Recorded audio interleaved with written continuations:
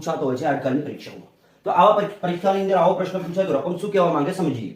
તો રકમ અહીંયા કહે છે અંજલિબેનની માસિક આવક. માસિક આવક એટલે કે એક મહિનાની આવક કેટલી છે? 7200 રૂપિયા.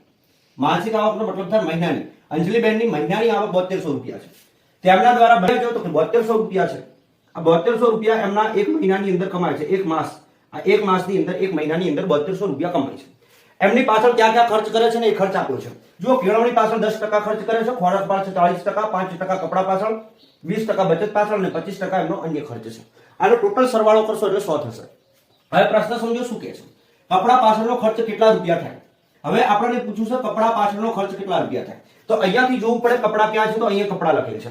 કપડા પાછળ કેટલા ખર્ચ કરે છે? 5%. કપડા પાછળ કેટલા ખર્ચ કરે મિત્રો? 5%. તો અહીંયા કેવું હોય તો કહી શકાય 7200 ના 5%. 7200 ના 5%. આ 7200 ના 5% કેવું હોય તો કહી શકાય 7200 5%. હવે x ટકા હોય, ટકાને આપણે ફેરવવું હોય તો x ના છેદમાં 100 લખીએ છીએ. તો અહીંયા આપણે કરીશું 5 ના છેદમાં 100. આ બંનેનો શું કરો? ગુણાકાર કરો એટલે જવાબ શું આવશે? 72 ગુણ્યા 5. આ 72 ગુણ્યા 5 કરો તો 5 × 10 વધી પડી 1, 7 × 35 ને 1 36.